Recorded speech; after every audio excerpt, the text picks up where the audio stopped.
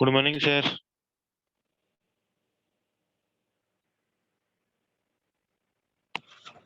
Sir आवाज नहीं आ रही आपकी। अब चेक करना। आ गई sir. Good morning sir. Good morning, good morning.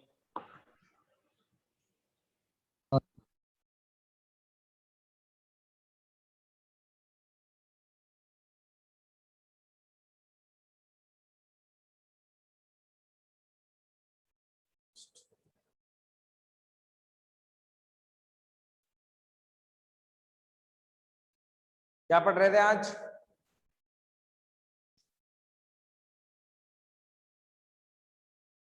कल पढ़ा होगा तो याद रहेगा ना। पढ़ाई नहीं। आज क्या विशेष है? आपातकाल की आर्थिक बढ़िया बढ़िया बढ़िया बात है।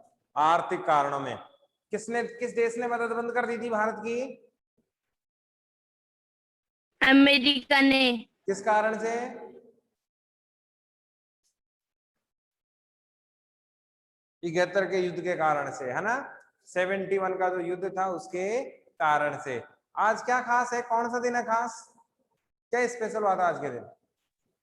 भीमराव अंबेडकर जयंती। कारगिल कारगिल युद्ध। कारगिल, है ना। कारगिल, है ना। और कारगिल हमारे सिलेबस में है, इसीलिए अपने को ये याद रखना है कि 26 जुलाई को हम क्या मनाते हैं? विजय दिवस मनाते हैं। क्या मनाते हैं? विजय दिवस। अब ये बात आपको याद रखनी है। करंट का सवाल हो गया। कोई बच्चा तुरंत, है ना, क्योंकि अगर टाइम लगाओगे तो मुझे पता लग जाएगा कि पन्ने पलट रहे हो आप लोग, है ना।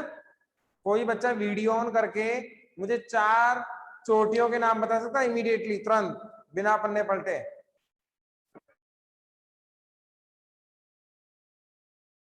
अब ये देखो पन्ने पलटना शुरू करेंगे, है ना। नहीं याद है 4 चोटियों के नाम?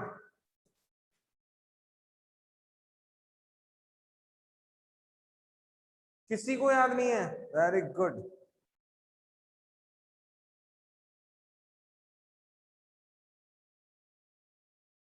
निकिता जुड़ी हुई है। निकिता नहीं है बेटा याद?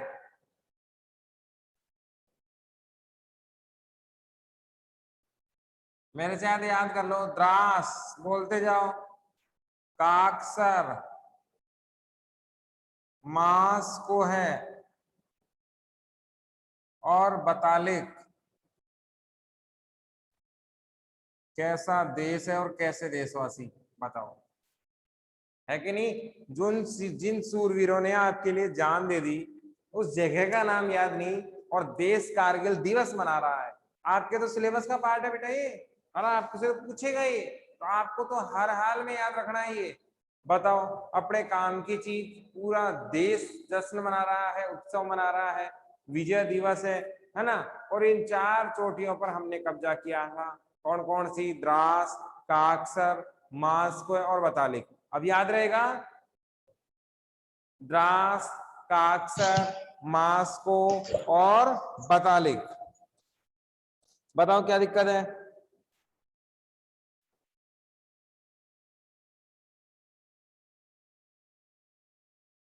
ठीक है।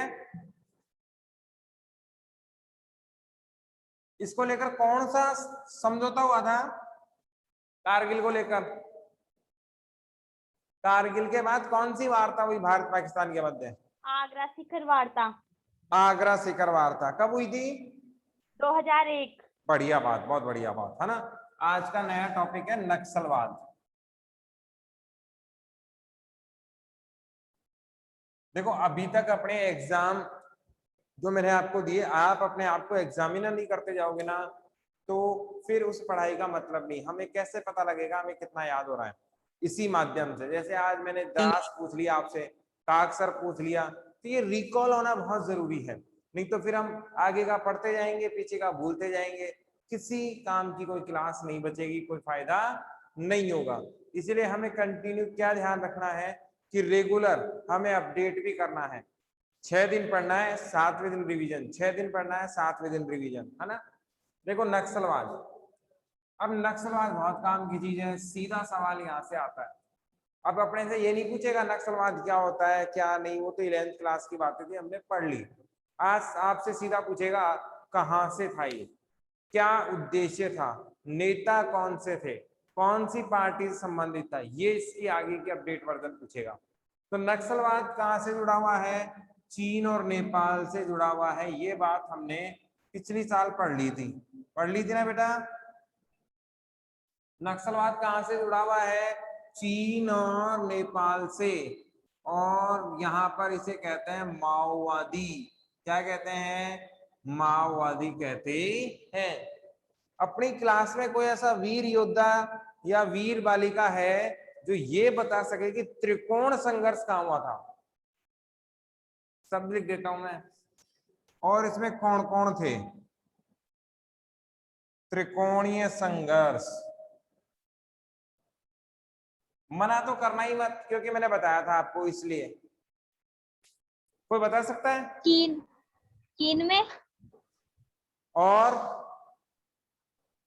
बंदे कौन कौन थे, 3 पार्टीज कौन कौन थी?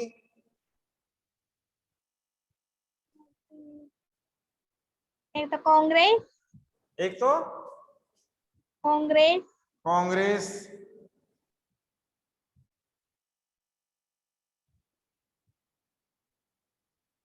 बेटा ये नेपाल में हुआ था। कहाँ हुआ था? नेपाल में। एक पार्टी माओवादी थी, एक पार्टी जनता थी, और एक पार्टी राजा थी। ये आपके 9th क्लास में आया, 11th क्लास में मैंने पढ़ाया, और 12th में मैं आज फिर पढ़ा रहा हूं, और फिर भूल जाओगे आप, देखना है ना।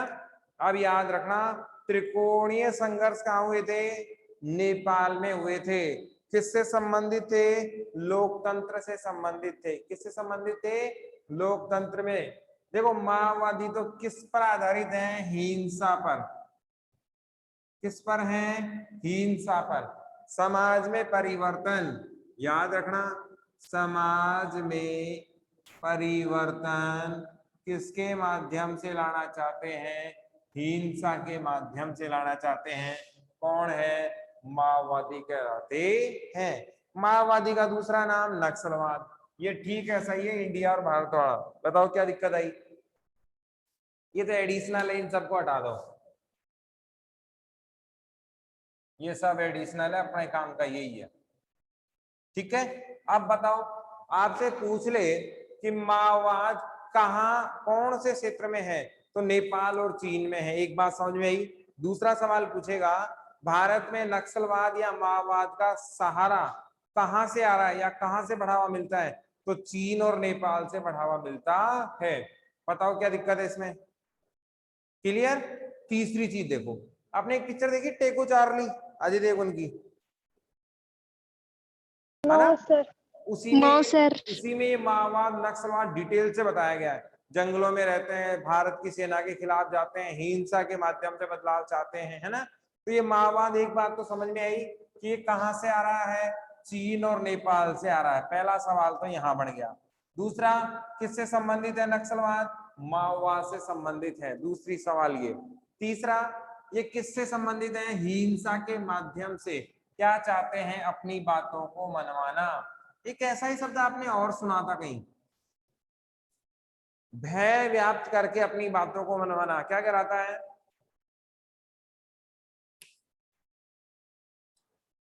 भय व्याप्त कर अपनी मांगों को मनवाना। मांगों को मनवाना क्या कहलाता है?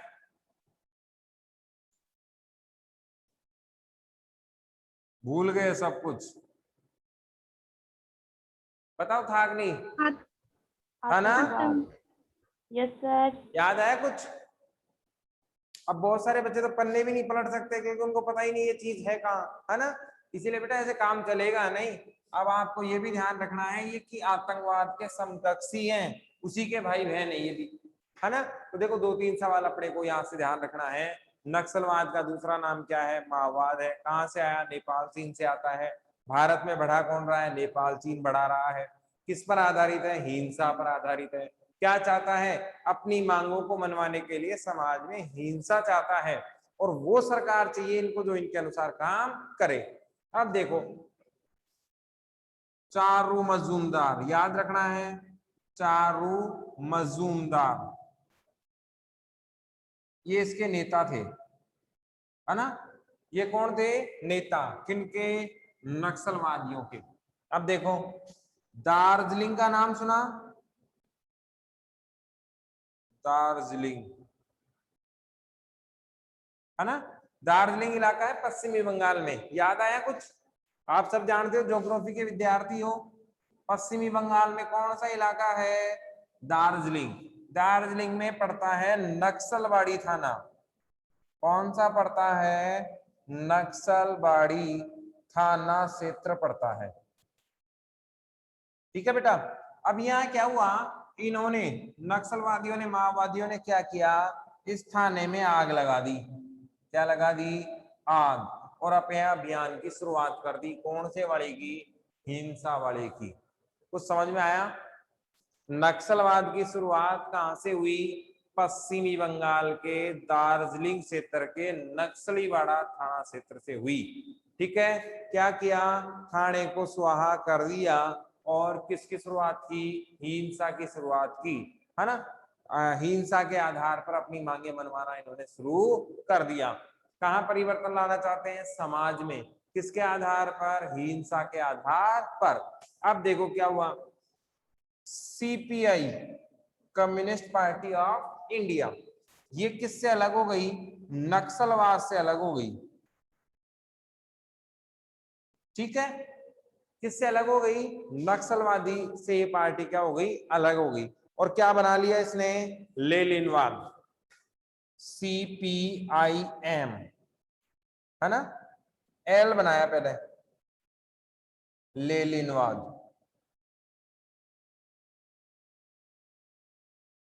फिर बनाया मार्क्सवाद, CPIML।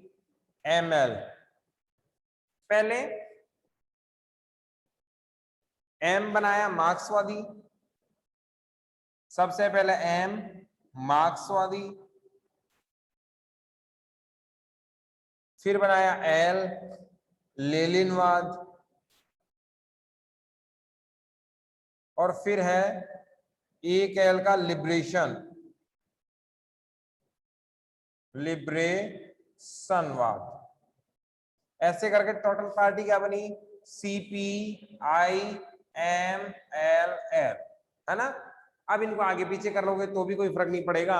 अपने को याद रखना है, एक का तो लिबरेशन है, एक एल का लेनिनवाद है, और एक का क्या है? मार्क्सवादी है। बस इतना ही अपने को याद रखना है। बात समझ में आई क्या बेटा? अब सवाल उठता है, सीपीआई पार्टी किस मुद्दे को लेकर टूटी? बात समझ में आई क्या? दो मुद्दों को लेकर ये टूटी, है ना। पहला मुद्दा तो ये था कि चीन युद्ध को लेकर ये टूटी थी। अब ये मामला यहां नहीं है। जब चीन संघर्ष हम पढ़ेंगे दोबारा उस वाली किताब में, तब हम देखेंगे। ये साइड है बेटा, इसमें नहीं है शामिल, अलग है ना। साइड स्टोरी है ये लो साइड स्टोरी। सवाल क्या आएगा? फ्री वाली जगह पे लिखना, सीपीआई पार्टी का मूल कारण क्या था टूटने का? फ्री वाली जगह पे लिख लो, सीपीआई पार्टी का मूल कारण क्या था टूटने का, है ना। बताओ भाई, भारत चीन के मध्य युद्ध कब हुआ? 1962। 62 में। बढ़िया बात 1962 में। है ना। अब देखो क्या कारण हुआ। ये जो आधे सीपीआई वाले थे ना, ये तो क्या कह रहे थे कि भारत सही है। युद्ध किस किस के बीच में? भारत चीन के मध्य, है ना। आधे सीपीआई वाले तो क्या कह रहे थे कि भारत सही है, और आधे नालायक क्या कह रहे थे? चीन सही है। बताओ, हद हो गई है कि नहीं है। और इन कारण को लेकर ये पार्टी टूट गई देश में, है ना। खाए हमारा और गए चीन का, ये वाला मामला हो रहा था। तो ये पार्टी चीन युद्ध को कारण टूटी थी। अब बताओ, देशद्रोही हुए कि नहीं हुए ना। हमारा ही खाए और हमारे को, है ना, गलत बता रहे हैं। तो ऐसे नालायकों को देशद्रोही का मुकदमा होना चाहिए था, और हुआ भी। है कि नहीं है। फिर इनको राष्ट्रद्रोह के मामले में गिरफ्तार किया गया, बाद में छोड़ दिया गया। तो ये देश हमारा ही एक ऐसा देश है जिसमें हमारे ही लोग हमारे विरुद्ध काम कर सकते हैं, जबकि चीन में तो फांसी हो चुकी होती। तो एक अपना सवाल तैयार हो गया। सवाल क्या आएगा, सीपीआई का टूटने का कारण क्या था, कौन सा, 62 के युद्ध में ये चीन के पक्ष में खड़े हो गए थे और इन्होंने कहा कि भारत गलत है और चीन सही। इसलिए खेप कितने बन गए, भाग कितने बन गए, 2। एक तो वो लोग जो भारत के पक्ष में थे वो सीपीआई कहलाए, और जो अलग हो गए वो मार्क्सवादी कहलाए। बताओ कहां दिक्कत आई बेटा इसमें, क्लियर है। फिर आगे इसमें लेनिनवाद आया, लिबरेशनवाद आया। ये विचारधाराओं की लड़ाई है ना। किसकी लड़ाई हुई, विचारधारा की। और विचारधारा के आधार पर पार्टियां टूटती जाती हैं, हम जानते हैं, है कि नहीं है। अपने और अपने भाई की नहीं पटती तो अपन क्या हो जाएंगे, अलग अलग, फिर बढ़ते जाएंगे। परिवार टूटने का कारण यही तो है, क्या मैच नहीं हो रही, विचारधारा। यहां भी क्या हुई, विचारधारा अलग अलग, तो पार्टीशन हो गया। बताओ क्या समझ में नहीं आया, बैठा क्या मामला। Yes sir. ठीक है।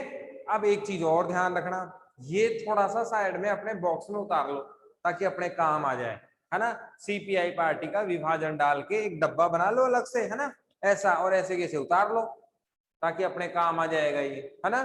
कभी पूछ ले सीपीआई का विभाजन, तो मार्क्स का मतलब, एम का मतलब मार्क्सवाद, एल का मतलब लेनिनवाद, एल का मतलब लिबरेशन। वैसे सवाल वाल तो मुश्किल ही है, लेकिन फिर भी अपने को ध्यान में रखना जरूर चाहिए कि सीपीआई का विभाजन कैसे कैसे हुआ। ठीक है, लिख लो फटाफट, ये लो, ये तो सीपीआई है ही, कम्युनिस्ट पार्टी। और ये वही पार्टी है जो नेहरू जी के टाइम दूसरे नंबर की थी, याद है क्या कुछ। आजाद भारत में दूसरे नंबर की बड़ी पार्टी कौन सी थी, कम्युनिस्ट। हाँ बढ़िया बात है बेटा, वो की वही है ना, ये याद रखना, है ना, कम्युनिस्ट वाले सीपीआई। अब इसको लिख लो ऐसे कैसे, बस थोड़ा सा ध्यान होना चाहिए, कुछ भी नहीं है, पागल बना रहे हैं, है ना। फ्री के नंबर है इस टॉपिक के, फ्री के।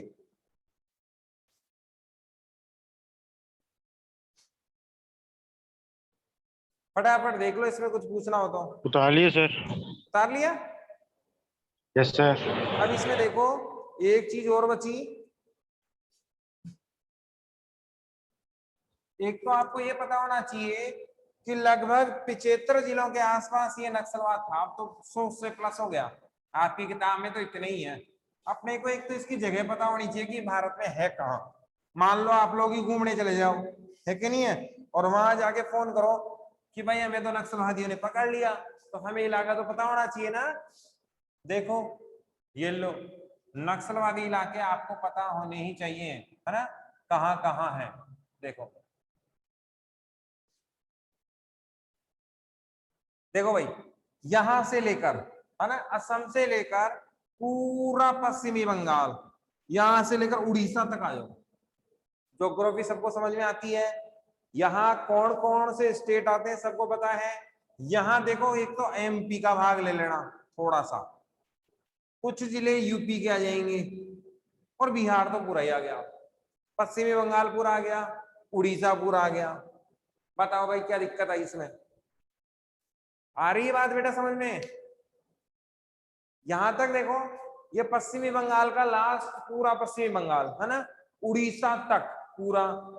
इधर पश्चिमी बंगाल के बाद बिहार आ गया, यूपी के कुछ क्षेत्र, मामूली सा यूपी है, एमपी का बहुत बड़ा भाग, छत्तीसगढ़ याद है आपको, छत्तीसगढ़, ये तो गढ़ है किसका, नक्सलवाद का। बताओ कहां दिक्कत आई, सुकमा याद है, सुकमा, यही तो है मेन पॉइंट। ये लगभग 48 किलोमीटर के आसपास का इलाका है, केवल ही, ये लो। अभी हमारे एक जवान को भी पकड़ के ले गए थे ना, ये बाद में छुड़ाया गया भारत सरकार के द्वारा, ये इलाका है। बताओ इलाके को लेकर कोई कंफ्यूजन है क्या।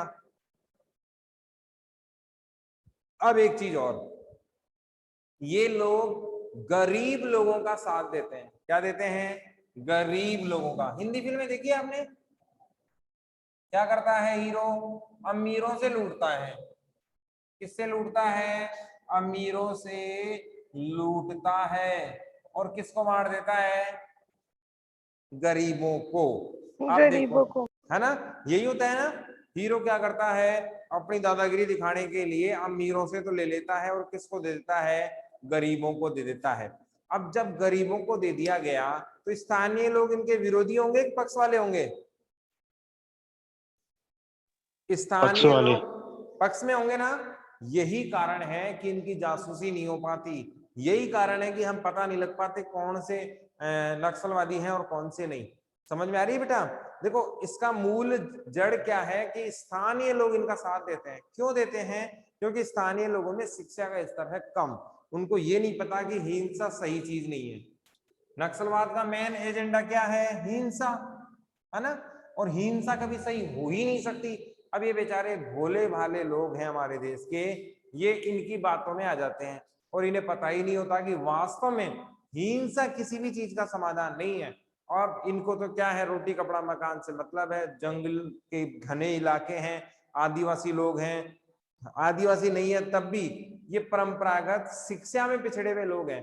तो ये नक्सलवादियों की बातों में आ जाते हैं और इनके पास दूसरा ऑप्शन भी नहीं होता। सरकार की कमी ये रह गई यहाँ पर कि हम लोग विकास नहीं कर पाए, है ना। अब विकास कब हो? जब ये नक्सलवाद वहां से हटे, बातचीत की टेबल पे आए, स्कूल चले, विद्यालय चले, कॉलेज चले, तब जाके विकास हो, है कि नहीं है? अब ये क्या कहते हैं नक्सलवादी? दूसरी बात, एक बात तो समझ में आई, किससे लेना है? अमीरों से। देते किसको हैं? गरीबों को। इसीलिए वहां के क्या बने हुए हैं? हीरो बने हुए हैं। दूसरी बात देखो, ये क्या कहते हैं? सरकार उनकी विरोधी है। सरकार उनकी क्या है? विरोधी है। ये बात कौन कहते हैं? नक्सलवादी कहते हैं। किससे कहते हैं? जनता से कहते हैं। इसीलिए भोली वाली जनता भी क्या है? उनके बहकावे में आ जाती है। किसके? नक्सलवाद के बहकावे में। और ये धीरे धीरे फिर फैलता जाता है। अगर उन्हें ये समझाया जाए कि भाई सरकार तो आप लोगों की है, सरकार तो आपके लिए ही काम कर रही है, सरकार तो आप में से ही चुन के गई है, तो फिर ये नक्सलवाद धीरे धीरे मिट सकता है। सरकार की भी एक मजबूरी है। सरकार को ये नहीं पता कि नक्सलवादी कौन है और कौन नहीं है, क्योंकि ये लोकल जनता में से ही निकल कर आ रहे हैं। इसीलिए जज कर पाना बहुत आसान काम नहीं है। बेटा इतना ही है नक्सलवाद। बताओ क्या पूछना है इससे संबंधित? कोई सवाल हो तो बताओ। क्लियर है? देखो, आप लोग जवाब जितनी जल्दी देंगे ना, टाइम बचेगा अपना, है ना। मुझे पता कब लगेगा? Offline yes class sir. में। ऑफलाइन क्लास में तो आमने सामने पता होता है ना। आप टाइम लगाओगे तो अपने Yes, topic sir. 5 minute Yes, कम से कम sir. इसी में खराब हो जाते हैं ना। Yes, sir. हाँ यस सर। ठीक है, बस एक ही बोलो, है ना। तुरंत जवाब, आगे बढ़ जाएंगे अपन। फिर एक चीज और ध्यान रखना बेटा, है ना। इसमें उड़ीसा याद है सबको? उड़ीसा कहाँ पड़ता है? ये यहाँ। समझ में आता है क्या उड़ीसा? आप सब ज्योग्राफी के विद्यार्थी हैं, देख लेना उड़ीसा यही है ना। अब देखो उड़ीसा में क्या होता है। बहुत एक सिंपल सी कहानी सुनाता हूँ 1 मिनट की, फिर ये नक्सलवाद की जड़ है ना। तीसरी बात देखो क्या होता है। ब्याज समझते हैं अपन, सूद। पैसा किस पे मिलता है? ब्याज पर मिलता है। तो ये लोग क्या करते हैं, यहाँ पर साहूकार कहा जाता है इनको। समझते हैं हम साहूकार, है ना। ऐसे लोग जो पैसे देते हैं कुछ गिरवी रखकर, है ना। जैसे जमीन रख ली, गहना ओना रख लिया, ज्वेलरी जिसे हम कहते हैं, और कोई प्रॉपर्टी रख ली और पैसे दे दिए। अब ये क्या करते हैं? मोस्टली खेत पर पैसे देते हैं। खेत बोले तो जमीन।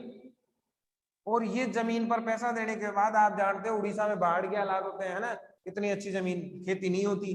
तो फिर ये कर्जा बढ़ता है, बढ़ता है, बढ़ता है, बढ़ता है, बढ़ता है। एक दिन ऐसा आता है कि ये ब्याज ही इतना हो जाता है कि इनकी जमीन की कीमत से ज्यादा हो जाता है।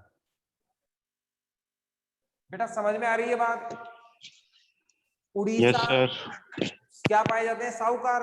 और ये साहूकार लोग क्या देते हैं? ब्याज पर पैसा देते हैं, जमीन रखकर पे, है ना, और बहुत सारी चीजें रखकर। अब ये ब्याज इतना मोटा होता है कि इतनी जल्दी बढ़ता है जिसकी कोई हद नहीं। और खेती से इतना पैसा इनके पास आता नहीं कि ये कर्जा भी चुका सके और ब्याज भी चुका सके। तो ये बेचारे उस जाल में फंस जाते हैं। तो कर्जा बढ़ता है बढ़ता है बढ़ता है, एक दिन ऐसा आता है कि जमीन की कीमत ही इस ब्याज से ज्यादा हो जाती है, मूलधन तो है ना अलग हो गया। तो अब ऐसे में क्या करता है, जो साहूकार होता है, जो कर्जा देने वाला होता है, वो इनको मजदूर रख लेता है। क्या कर लेता है, मजदूर रख लेता है, और केवल 2 वक्त की रोटी देता है। क्या देता है, केवल 2 टाइम की रोटी देता है। इन्हें बंधुआ मजदूरों की तरह रखता है, ना तो इनके पास ऑप्शन है कहीं जाने का, ना ये अपनी जमीन छोड़ सकते, और अगर जमीन छोड़ देंगे तो जमीन चली गई, काम नहीं करेंगे तो फिर आगे का ऑप्शन नहीं है, और जीविका तो ये चला ही नहीं पाएंगे। तो इनका काम सिर्फ इतना सा बचा, जिंदगी भर काम करना है 2 वक्त की रोटी के लिए। नक्सलवाद इसका भी विरोध करता है कि भाई हमारे लोगों का शोषण हो रहा है और इस वजह से हम लोग नक्सलवाद बने हैं। तो ये बात तो जायज लगती है, लेकिन इसमें सरकार को आना चाहिए, किसी को हाथ में कानून नहीं लेना चाहिए। तो ये भी एक नक्सलवाद का बड़ा कारण है। बताओ क्या समझ में नहीं आया? क्लियर है? अब सवाल क्या क्या बने नक्सलवाद से वो देख लो, फिर संघर्ष देखते हैं न्यायपालिका वाला। पहला सवाल आएगा, नक्सलवाद भारत के किन क्षेत्रों में है? तो कौन सा क्षेत्र बचा भाई? पश्चिमी बंगाल वाला, उड़ीसा वाला, छत्तीसगढ़, एमपी, यूपी, यही बचे है ना। फिर नक्सलवाद का उद्देश्य क्या है? हिंसा। क्या है? हिंसा के आधार पर अपनी मांगों को मनवाना। कहां से शुरू हुआ? पश्चिमी बंगाल में दार्जिलिंग एक जगह है जहां पर नक्सलवाड़ी इलाका है। लीडर कौन है? चारू मजूमदार, याद है ना नाम? चारू मजूमदार, फोटो वोटो भी दे रखी है किताब में, देख लेना है ना। और इनकी पार्टी बाद में चुनाव में भी आई। पार्टी कौन सी है? सीपीआई, जो किससे अलग हो गई? नक्सलवाद से अलग हो गई। फिर सीपीआई भी अलग अलग तरीके से बटी।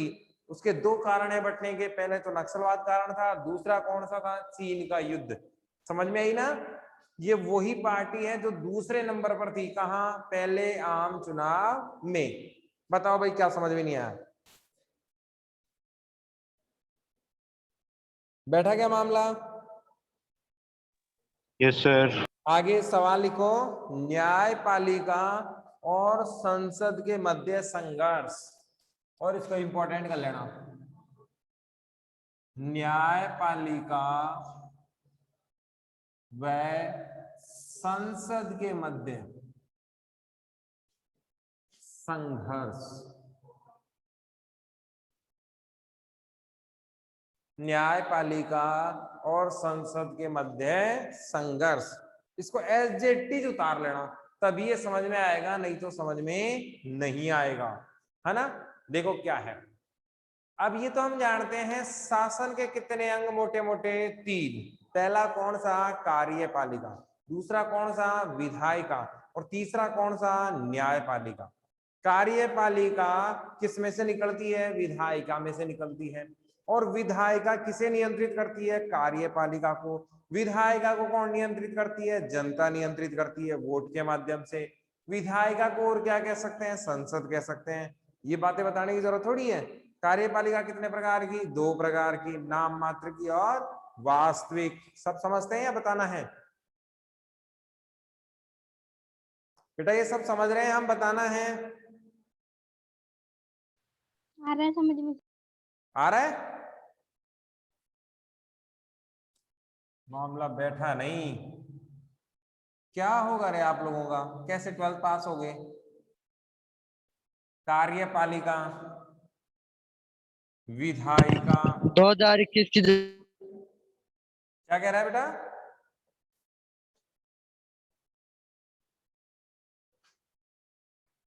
विधायिका और न्यायपालिका, ठीक है। देखो कार्यपालिका के कितने प्रकार? 2। पहला तो कौन सा है? नाम मात्र, और दूसरा कौन सा है? वास्तविक। पहला तो कौन सा है? नाम मात्र, और दूसरा कौन सा है? वास्तविक। इसमें क्या है? विधायिका, विधायिका में कौन और क्या कह सकते हैं? संसद कह सकते हैं, और वो क्या कह सकते हैं? व्यवस्थापिका कह सकते हैं, और क्या कह सकते हैं? पार्लियामेंट कह सकते हैं, ठीक है ना। न्यायपालिका हम जानते ही हैं, एकीकृत व्यवस्था इसमें है। हाँ गया समझ में सर। न्यायपालिका इसे हम कहते हैं।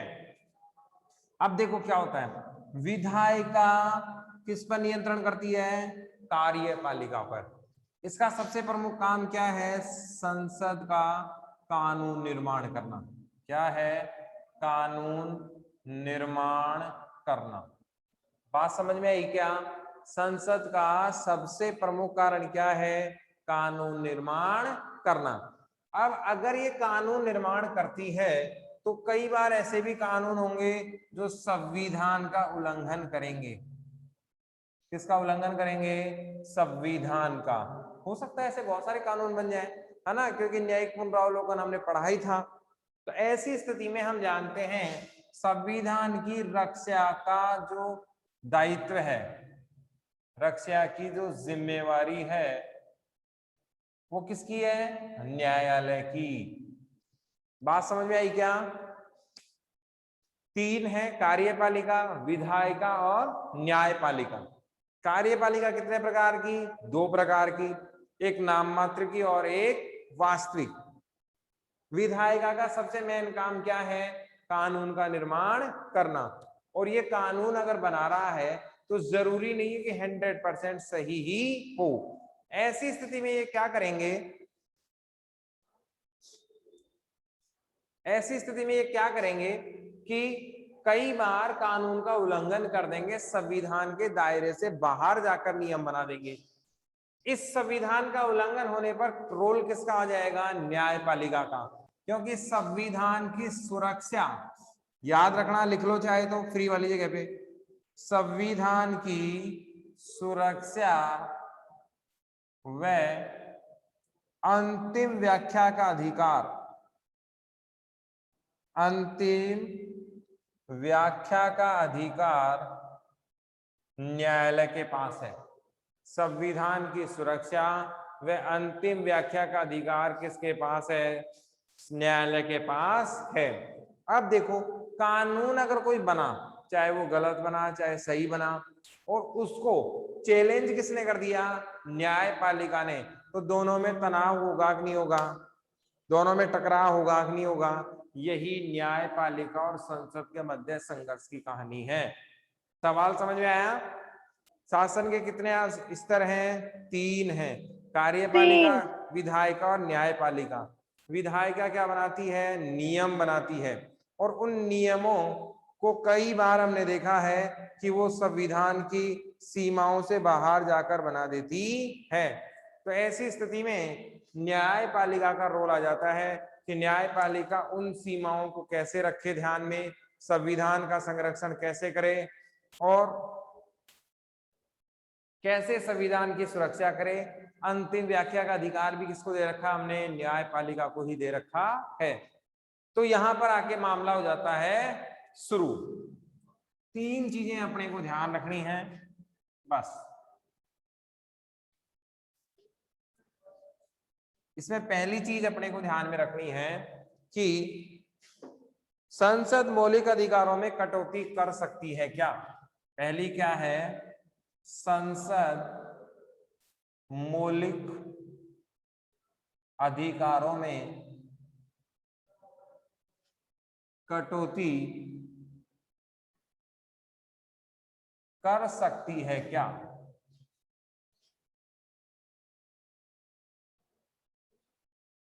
न्यायालय का जवाब क्या था? नहीं।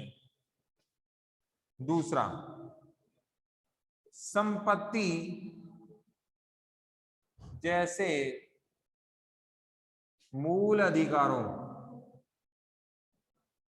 में कटौती कर सकती है क्या?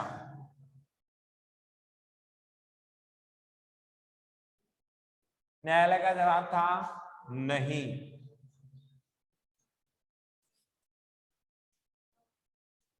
मूल अधिकारों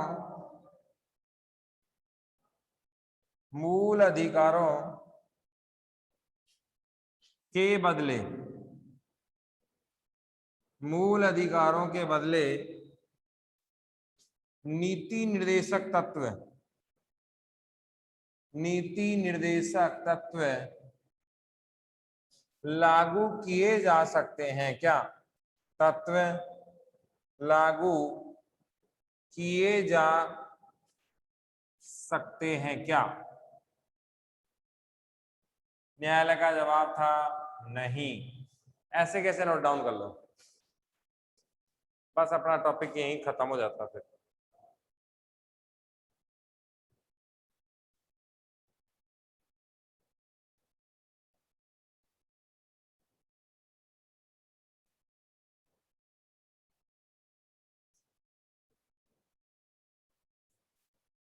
ठीक है, अब एक एक चीज समझ लो, बाकी उतारते जाना आप। देखो क्या है सवाल, क्या आएगा? न्यायपालिका व संसद के मध्य या विधायिका के मध्य संघर्ष की कहानी को स्पष्ट कीजिए। तो पहला तो क्या था, संसद मौलिक अधिकार में कटौती कर सकती है क्या? क्यों सवाल उठा? क्योंकि मूल अधिकार कितने थे आपके मूल संविधान में? मूल संविधान में मूल अधिकार कितने थे? 7 7 कितने थे? 7। 7 कटौती कर दी किसने कर दी? संसद ने। और कितने कर दिए? 6। 6। इसीलिए सवाल उठा कि क्या संसद मौलिक अधिकारों में कटौती कर सकती है क्या? इस सवाल को लेकर दोनों में झगड़ा था। किस किस के मध्य? न्यायालय और संसद के मध्य। न्यायालय कह रहा है कि नहीं, ये आपका क्षेत्राधिकार नहीं है, जबकि संसद कह रही है कि हम भी भाई पावरफुल है ना, और हमने भी क्या बनाया है? संसद बनाया है, जनता के आम नागरिकों के आधार पर हम चुनकर आए हैं, इसलिए हमारा पूरा अधिकार बनता है, हम कर सकते हैं। तो दोनों के बीच में तनाव हो गया पहले मुद्दे को लेकर। ये 3 टॉपिक आपको लिखने, इसलिए केशवानंद भारती हो आएगा और अपना सवाल कंप्लीट। तो न्यायाधीश ने क्या कहा? नहीं। सुप्रीम कोर्ट ने कहा नहीं, ये संसद के क्षेत्राधिकार में नहीं है, क्योंकि मूल अधिकार की गारंटी दी गई थी। आपको याद हो तो मूल अधिकार की क्या दी गई है? गारंटी दी थी ना, क्योंकि ये मूल अधिकार कैसे थे? वाद योग्य। बताओ थे कि नहीं?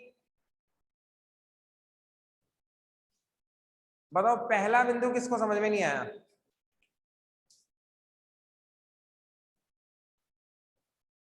आ गया सर। ठीक है, दूसरा देखो, संपत्ति जैसे मूल अधिकार में फिर कटौती कर दी। ये बात होने के बाद पहले मैटर चल रहा था कर सकते कि नहीं कर सकते, फिर इन्होंने कर भी दिया संसद ने। तो संसद ने कहा हम ताकतवर हैं, न्यायालय चाहे कुछ भी कर ले, हमें नहीं रोक सकती, हमने तो करके भी दिखा दिया है कि नहीं है। तो न्यायाधीश को लगा, न्यायालय को लगा कि ये तो मामला उल्टा हो गया, हमारे तो वर्चस्व में कमी आ गई, और ये संघर्ष की लड़ाई थी, वर्चस्व की लड़ाई थी। तो न्यायाधीश ने क्या कहा? न्यायालय ने कहा नहीं, ऐसा नहीं कर सकते, और मामला कोर्ट में आ गया कि नहीं, ऐसा आप नहीं कर सकते। किसके मामले से? केशवानंद के मामले से। केशवानंद भारतीवाद इंपॉर्टेंट करके लिख लो, 1973। ठीक है बेटा, फटाफट लिखो, 1 ही मिनट बचा है। ढांचे में परिवर्तन, ठीक है, ये 1 लाइन और लिख लो, फटाफट लिखो, 1 ही मिनट बचा है। क्या कहा? कि मूल संविधान के ढांचे में संसद परिवर्तन नहीं कर सकती, बाकी कर सकती है। ये इस बात से कह दिया, अब करके दिखाओ। तो संसद कुछ नहीं कर पाई फिर, है ना। तीसरा देखो, मूल अधिकारों के बदले नीति निर्देशक तत्व नहीं लाए जाएंगे। इन्होंने कहा आप नीति निर्देशक तत्व देना चाहते हो जनता को, दो, और भी कुछ देना चाहता है दे दो, लेकिन इस अधिकार के आधार पर नहीं दे सकते कि जो मूल अधिकारों का पालन करेगा, मूल कर्तव्यों का पालन करेगा, उसे ही आप नीति निर्देशक तत्व दोगे, ऐसा नहीं चलेगा। यानी कि मूल अधिकार तो आपने दे दिए, इसके अलावा भी कुछ देना चाहो तो दे दो, इनके बदले कुछ नहीं कहोगे आप। मूल अधिकार को हटाकर कुछ देना चाहते हो तो नहीं। बताओ तीनों बातों में क्या दिक्कत आई? क्लियर है क्या? Yes sir. Yes sir. बस आज की क्लास में इतना ही है। अगली क्लास में हम ये संघर्ष पहले सुनूंगा मैं आपसे, उसके बाद आगे बढ़ेंगे।